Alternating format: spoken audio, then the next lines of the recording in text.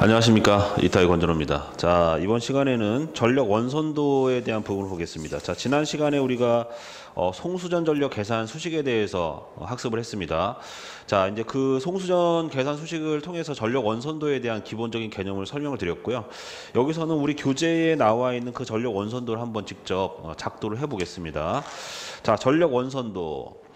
우리 교재의 211페이지에 보시면 이러한 내용이 나와 있습니다. 정전압 송전 방식의 채택에 따라 송수전단 전력은 전압의 크기가 일정하다고 하면 송수전단 전압 간의 상차각 세타의 변화에 따라서 움직인다. 그래서 우리가 그 정전압 계통을 우리가 운영하고 있지 않습니까? 항상 전압을 이제 일정하게 운영하고 있는데 송전단과 수전단 전압이 변화가 되지 않도록끔 뭐 발전기라든지 조상 설비를 통해서 항상 그 무효 전력을 좀 조정하고 있습니다. 이렇게 하면서 우리가 정전압 계통을 유지하게 되면요, 보시면 송수전단 전력은 항상 그 원선도 상에 존재하게 됩니다. 여기서 그 정전압 계통 정전압원 송전단과 수전단의 전압을 일정하게 유지한다라는 건 뭐냐면 ES와 이 R의 값을 항상 일정하게 유지한다라는 거거든요. 그러면 뭐가 일정해지냐면 이렇게 되는 거죠.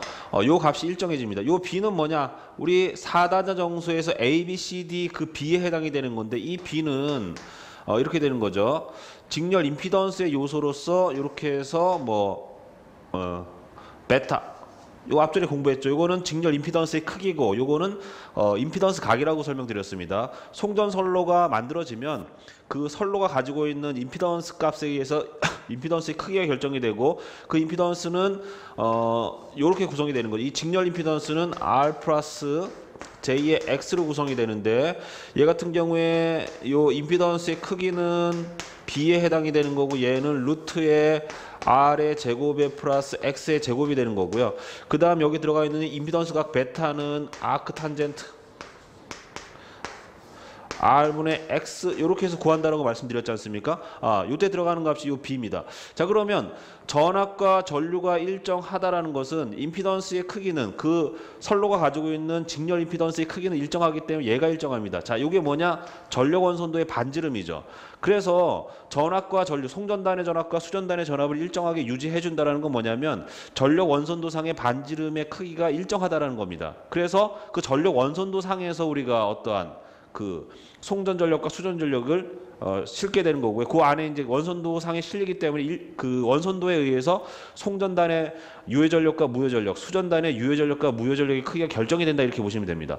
자, 그래서 여기 나와 있는 요 내용을 보면 정전압 송전에서는 WS와 WR 즉 송전단의 전력과 수전단의 전력의 궤적은 원이 된다. 왜? 전력 원선도의 반지름 로가 일정하기 때문에 라고 보시면 됩니다. 자, 그 다음에 우리 교재에 보시면 WS는 PS 플러스 QS, J의 QS라고 되어 있고요. 그 다음에 WR은 PR 플러스 J의 QR이라고 되어 있습니다. 그래서 이 전력이라는 것은 유효 전력과 무효 전력으로 구성이 되어 있죠. 그래서 이렇게 PS와 QS, PR과 QR 이렇게 표현을 해놨고요. 그 다음에 우리가 앞에서 WS와 WR이란 이러한 수식을 가지고 있다라고 해서 송수전 전력 계산 수식에서 우리가 요 과정을 거쳐서 이걸 이 수식을 얻어냈지 않습니까? 자, 요거는 뭐 앞에서 했기 때문에 제가 다시 이제 증명을 안 드릴 거고요. 요 수식을 가지고 이제 뭐를 만들어낼 거냐면요, 원의 방정식을 만들어낼 겁니다. 뭘 만들어낸다고요? 원의 방정식. 원의 방정식을 만들어내서 송전단의 원과요, 그다음 수전단의 원 두 개를 만들어낼 겁니다. 자, 이렇게 해놓고 요 위에 보시면 이 로라는 것은 로의 코사인 세타 플러스 J의 사인 베타 이렇게 돼 있죠. 이거 제가 왜 위에다 써놨냐면요, 얘는 로에다가 코사인 세타 플러스 베타 그 다음에 플러스 J의 로의 사인의 세타 플러스 베타 이렇게 이제 표현할 거고요. 그 다음에 얘는요, 요 값의 크기, 요 값에 요게 지금 복소수 형태로 구성이 되어 있는데 요거의 크기를 구할 때 우린 이렇게 구할 겁니다. 로를 밖으로 뽑아내고요. 여기 있는 것처럼 이렇게 되는데 요거에 대한 절대값 크기를 구할 때 이렇게 되는 거죠. 루트에 코사인 제곱의 세타 플러스 베타의 플러스 사인 제곱의 세타 플러스 베타 이러한 형태로 우리가 이 값을 정리를 할 겁니다. 이렇게 이렇게 만들어낼 겁니다. 그 다음에 여기 있는 여기 보시면 얘가 이제 이러한 값을 가지고 있고요. 그 다음에 여기 있는 값을요 이쪽으로 넘길 겁니다. 이쪽으로 넘기게 되면 얘가 이렇게 되는 거죠. PS 플러스 J의 QS는 S 마이너스 M 다시의 플러스 J의 N 다시의 ES의 제곱은 뭐 마이너스 로의 세타 플러스 베타가 되는 거죠. 자, 로의 세타 플러스 베타는 요걸 의미하는 겁니다. 요 수식을. 자, 그 다음에 얘를요 실수와 허수로 나눌 겁니다. 요게 실수고 요게 실수죠. 그 다음에 여기 나와 있는 요 부분이 지금 허수지 않습니까? 이렇게 허수. 요거. 자, 그러면 얘를 실수와 허수로 나누게 되면 이렇게 되는 거죠. PS의 마이너스 M의 다시의 ES의 제곱 이렇게 돼 있고요. 그 다음에 플러스 J 허수 부분을 나누면 J의 QS의 마이너스 N 다시의 ES의 제곱 이렇게 돼 있고 얘는 마이너스 로의 세타 플러스 베타 이렇게 가는 거 아닙니까? 자, 그러면 여기 나와 있는 요 수식을 통해서 요 크기 얘에 대한 크기를 구할 거고요. 얘에 대한 크기로 나타낼 겁니다. 절대값으로 나타낼 겁니다. 자, 그러면 얘에 대한 크기를 계산하게 되면 얘는 이러한 값을 가지게 되겠죠. 여기 뭐 마이너스가 들어간다고 치면 크기니까 이제 마이너스 없어지겠죠. 그 다음 얘에 대한 크기는 이렇게 되는 거죠. 얘는 루트의 PS 마이너스 M 다시의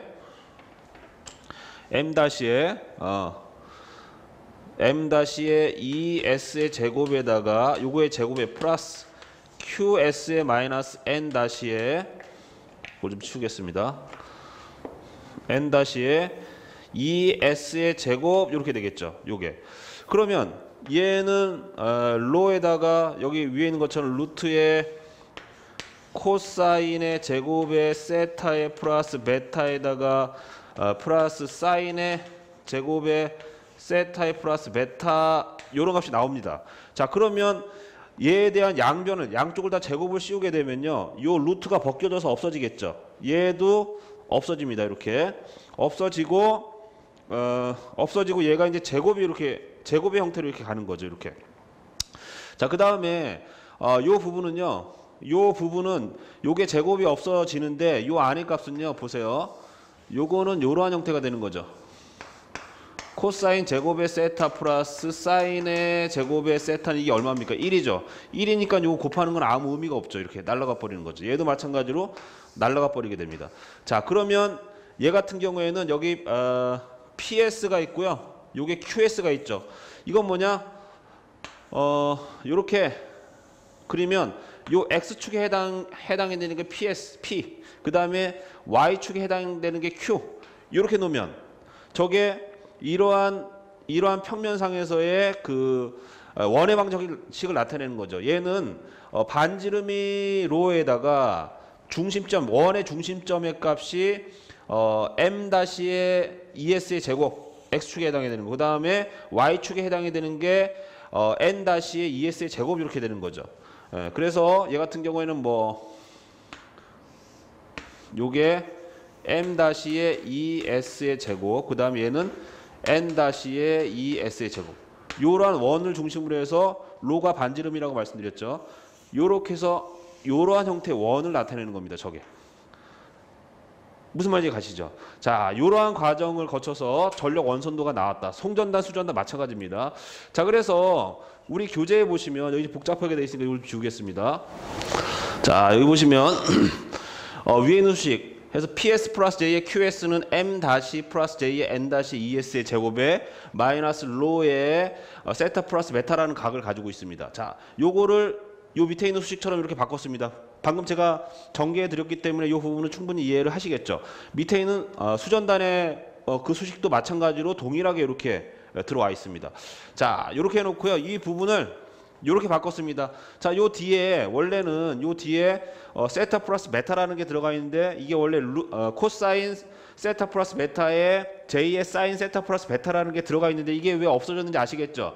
이 값이 루트 절대 이 값의 이제 크기를 구할 때 원래 실수와 허수에다가 제곱해서 더해가지고 루트를 씌웠는데 양쪽에 루트를 씌우니까 루트를 벗기기 위해서 우리가 양변을 제곱을 해주고 그 다음 이 안에 들어가 있는 코사인 세타의 제곱의 세타 플러스 베타 플러스 사인의 제곱의 세타 플러스 베타는 이게 1이기 때문에 곱하기 1은 아무 의미가 없으니까 이 곱하기 1 자체가 없어져 버린 거죠, 이거. 이렇게.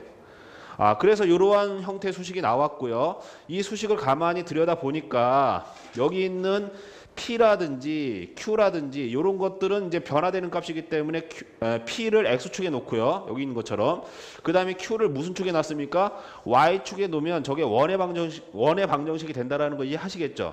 자, 그래서 얘가 송전단의 원선도가 되는 거고요. 수전단의 원선도는 여기 있는 것처럼 이렇게 나와 있습니다. 그러면 얘는 원의 중심점이 여기 이제 플러스니까 원의 중심점은 마이너스 m에다가 2r의 제곱에 마이너스 n에다가 2r의 제곱이라는 값입니다. 자, 요게 뭐냐? P축상에, 요건 뭐냐? Q축상에. 그래서 얘는 원의 중심이 이렇게 되는 거죠.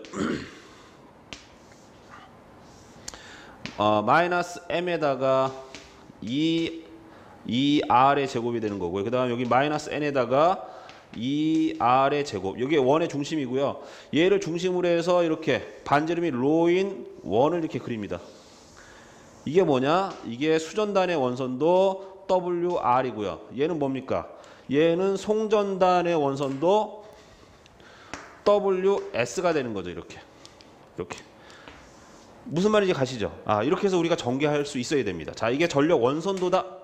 자, 이렇게 해서 이제 전력 원선도를 구했습니다. 상당히 단순하지 어렵지 않습니다. 이렇게 해서 이제 구해놨고요. 그 다음에 제가 말씀드린 것처럼 원의 중성점 m-의 ES의 제곱에 n-의 ES의 제곱. 그 다음에 수전단은 마이너스 m의 2r의 제곱에 마이너스 n의 2r의 제곱이다. 그 다음에 원의 반지름 뭡니까? 로는 얘가 이제 이퀄이 빠졌는데 로는 b분의 ES 2r이다. 자, 우리는 정전압 계통이기 때문에 ES와 ER이 일정하다. 그 다음에 여기 있는 요 B는 그 송전선로의 직렬 임피던스의 크기라고 말씀드렸지 않습니까? 이 직렬 임피던스의 크기는 그 송전선로 고유의 값이기 때문에 얘도 고정값, 전압도 변화되지 않는 값. 그러면 전력 원선도상의 반지름 로는 어떻게 되는 겁니까? 변화되지 않는 고정값이죠. 그러면 반지름이 일정하다는 건 이 원의 크기가 일정하다는 얘기죠. 그러면 송전전력에 대한 부분, 그 다음에 수전전력에 대한 이런 크기가 전력 원선도 상에서 움직인다라는 얘기입니다. 자, 그래서 그 내용을 좀 우리가 살펴봤고요. 그 다음에 뭐 원의 중심에 대한 거 이거 우리 그림에 나와 있는 거죠. 우리 교재에 보시면 212페이지 보시면 수식 5.64에 보시면 이거 나와 있습니다. 방금 제가 설명드린 겁니다. 자, 그 다음에 이제 원선도가 이렇게 딱 그려지면요. 이 원선도를 그릴 때 가장 또 중요한 요소가 뭐냐면, 요 직선입니다. 이걸 기준선이라고 하거든요. 여기 하얀색으로 이제 표시한 거. 자, 우리 교재에는 요 선의 표시가 약간 좀 애매하게 돼 있어요. 저처럼 이렇게 이 원선을 지나면서 쫙 통과하는 선을 두 개를 그려야 됩니다. 자, 원에는 두 개가 있죠. 송전단하고 수전단이 있습니다. 수전단과 송전단의 원의 중심점을 지나는 직선을 그리되 이 직선이 요 P축, 즉 X축을 통과할 때 요 각은 반드시 무슨 각이 돼야 되느냐? 베타 각이 돼야 됩니다. 베타. 무슨 각이요? 베타. 베타는 무슨 각입니까? 그 송전선로가 가지고 있는 직렬 임피던스의 임피던스 각입니다. 자, 요게 베타. 그 다음 얘도 마찬가지로 얘를 통과할 때 요 부분이 베타가 돼야 돼요. 이렇게. 자, 이게 전력 원선도입니다. 자, 이 기준선으로부터 송전단과 수전단, 즉 송전단의 전압이 ES의 세타고요. 그 다음에 수전단의 전압이 2R의 0도. 자, 얘를 송전단의 전압이 수전단의 전압보다 항상 위상이 좀 앞서게 돼 있죠. 세타만큼 앞서 있단 말이에요. 그러면 이렇게 송전단과 수전단 간에 세타만큼의 위상차가 발생이 되면요. 이 원선도상에서 송전단은요. 이 기준선에서 반시계 방향으로 세타만큼 이렇게 움직입니다. 얘는 요 지점에서 운전이 되고 있는 거예요. 그 다음에 수전단도 동일하게 동일한 세타각이 같이 먹고 들어가는 거예요. 이렇게. 이 기준선으로부터 이렇게. 그래서 여기 세타가 들어가 있는 거죠. 얘는 여기서 운전이 됩니다. 그럼 여기서 운전이 된다라는 건 뭐냐면 송전단 같은 경우에는 유효 전력을 이만큼을 보내고 있는 거고요. 그 다음에 무효 전력은 요만큼을 보내고 있는 겁니다. 그러면 수전단에서는 유효 전력을 얼만큼 받느냐? 이 원선도상에서 운전이 되기 때문에 유효 전력은요. 얘가 PR은 요만큼 받고요. 무효 전력은 이만큼을 현재 받고 있는 거예요. 자, 그러면 보내는 유효 전력은 이만큼을 보냈는데 받는 건 요만큼 보냈죠. 요 날아간 거 뭐 어디로 갔습니까? 이게 송전 손실입니다. PL. PL은 PS-PR만큼의 손실이 발생이 된 거예요. 그 다음에 무효 전력도 요만큼을 보냈는데 현재 받는 건 이만큼이잖아요. 그럼 이만큼 어디 갔어요? 없어진 거죠. 이 손실입니다. QL. QL은 QS-QR만큼의 손실이 생긴 겁니다. 그래서 이 전력 원선도를 통해서 우리가 알 수 있는 건 뭐냐면 송전단과 수전단 간에 어떠한 각 일정한 위상각의 차이가 있는 것만큼 운전하게 되면요. 보낼 수 있는 전력과 받을 수 있는 전력의 크기를 우리가 알 수가 있고요. 그 다음에 보내는 전력과 받는 전력을 알게 되면 그만큼의 차가 생기죠. 그러면 그 차가 생겼다라는 건 그만큼 손실이 발생이 된 거거든요. 송전 손실을 알 수가 있습니다. 그 다음에 또 알 수 있는 건 뭐냐면요. 자, 우리가 받는 전력은 이 원선도상에서 보세요. 가장 많이 돌출이 된 부분이 어디냐. 우리 그림상에서 보면 R2 값이 가장 많이 돌출이 돼 있지 않습니까? 그러면 보낼 수 있는 가장 최대 전력을 우리가 이 원선도상에서 알 수 있는 겁니다. 왜? 우리는 이 원선도 안에서 운영이 되고 있기 때문에 이 원선도를 벗어날 수가 없지 않습니까? 그러면 이 지점에서 보낼 수 있는 송전 전력이 가장 크다는 얘기예요. 그럼 이렇게 많은 전력을 보내려면 위상각을 어느 정도로 유지해줘야 되는 거예요? 여기 나와 있는 것처럼 세타의 다시만큼 유지해줘야 되겠죠. 그러면 수전단의 이 위상의 세타 다시면 송전단의 위상각도 세타 다시 아닌가 이렇게? 예, 이렇게 됩니다. 이렇게 운전하는 거죠. 이렇게. 아시겠죠? 그래서 이러한 관계들을 우리가 알 수가 있다.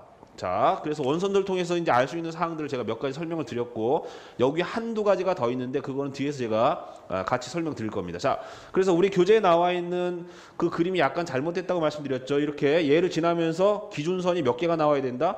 2개가 나와야 된다. 아시겠죠?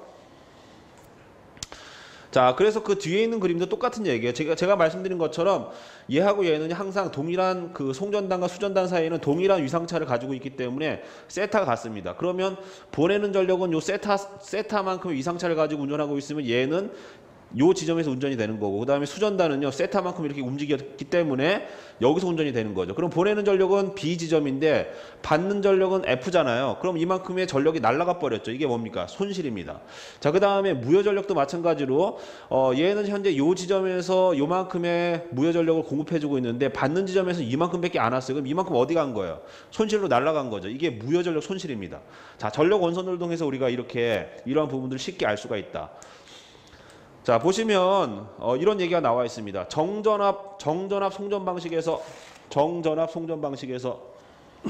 자, 보시면 정전압 송전 방식에서 항상 로가 일정함으로 송수전단 전력은 언제나 이 원선도의 원주상에 존재하지 않으면 안 된다.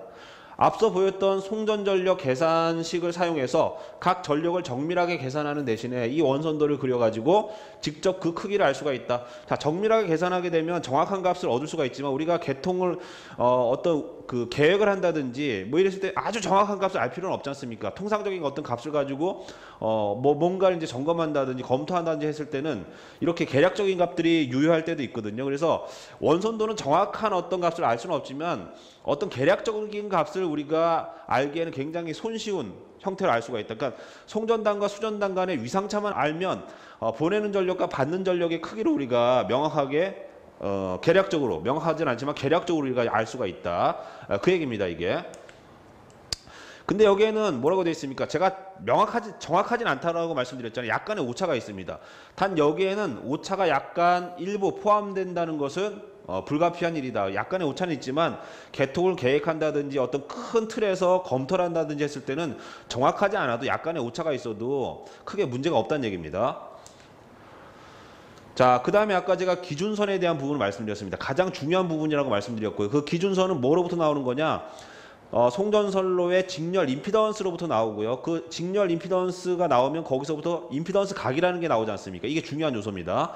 자, 송전원과 수전원의 원주상에 기준선으로부터 일정 각도마다 눈금을 매겨두면 송전원상의 점으로부터 그에 상당하는 송전원상의 수전원상의 점으로부터 송전원상의 점을 구하기 위해서는 그저 그 각도의 눈금이 같은 점을 읽기만 하면 된다. 자, 각도 아까 제가 기준선으로부터 송전단은요.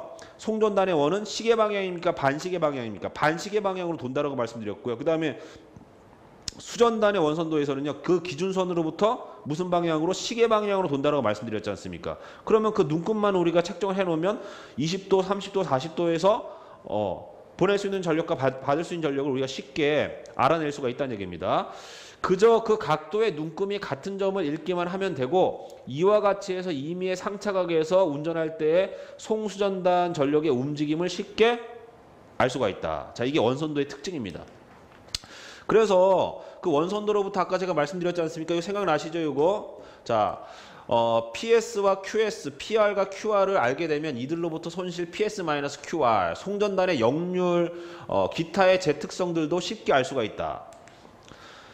자, 이렇게 해서 이제 원선도에 대한 그 계략적인 부분을 좀 봤고요. 그 다음에 원선도를 통해서 그 전압을 조정하는 방법을 좀 이제 봐야 됩니다. 그래서 요건 좀 시간이 걸리기 때문에 잠시 휴식을 가지고 요 뒷부분을 바로 이어서 진행하겠습니다.